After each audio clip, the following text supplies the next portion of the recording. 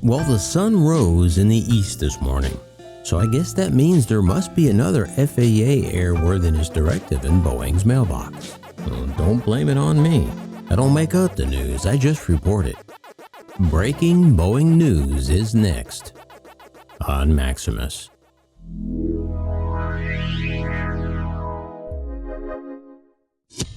Greetings everybody, Maximus here. I hope you're all doing well wherever you may be all around this great big world of ours. Well, I thought I had done my last video for the week on Boeing airworthiness directives, but apparently Boeing doesn't think old Maximus deserves a day off. So let's get to it. On Thursday, the FAA ordered carriers and operators of all Boeing 737s, including NGs and MAX jets, to test the cabin altitude pressure switches. The FAA stated that some airlines have reported that not just one, but both switches of multiple 737s had failed. So that means that not only the primary switch, but the backup switch failed as well. It is an FAA requirement for the 737 to have two altitude pressure switches. These switches are vital in that they notify pilots in the event the cabin pressure altitude exceeds the standard 8,000 foot level, a level at which most people can still relatively breathe comfortably. But if that limit exceeds 10,000 feet, that could cause hypoxia, leading to the loss of consciousness for all on board, especially the crew. And there have been a few famous disasters related to crew incapacitation from hypoxia. Most famously, Helios Airways Flight 522 in 2005, where 121 lives were lost. The FAA said they issued an airworthiness directive on July 15th, requiring the test due to the possible failures of the cabin altitude pressure switches. The directive was prompted after an operator reported in September that both pressure switches failed the on-wing functional test on 3 different 737 models. The FAA said this AD was prompted by reports of latent failures of the cabin pressure switches.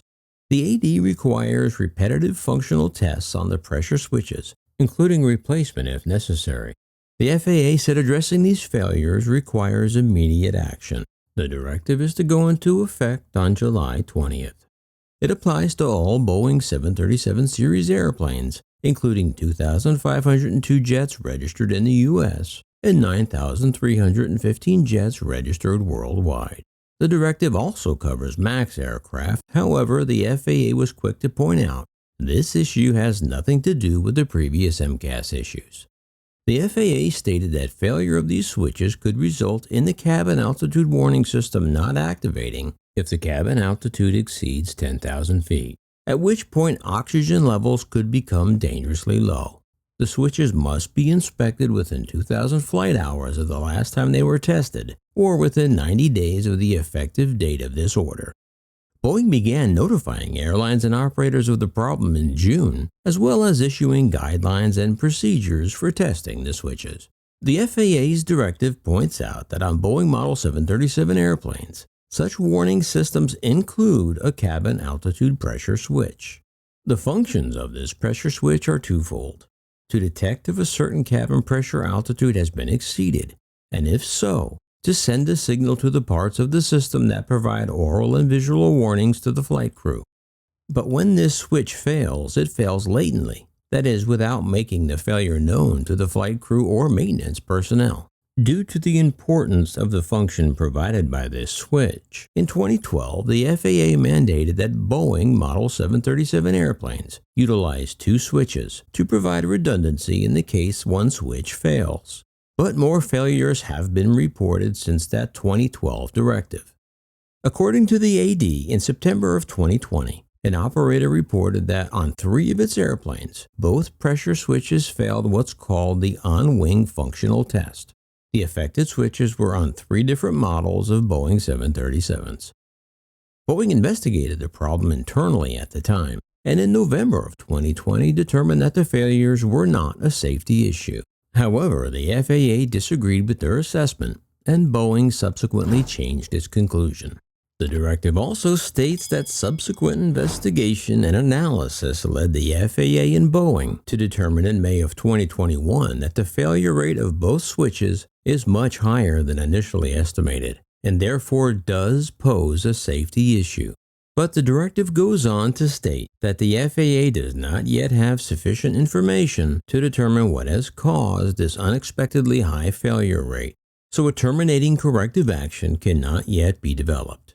However, a latent failure of both pressure switches could result in the loss of cabin altitude warning, which could delay flight crew recognition of lack of cabin pressurization and result in incapacitation of the flight crew due to hypoxia and consequent loss of control of the airplane. Therefore, addressing these failures requires immediate action.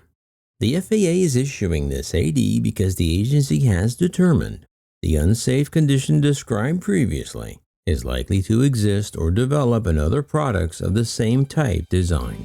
Well, you can continue to look at these ongoing Boeing airworthiness directives in two ways. One being that the sky is falling and all of Boeing planes are a mess and all these directives are a warning of future failure. Or you can look at it like I do.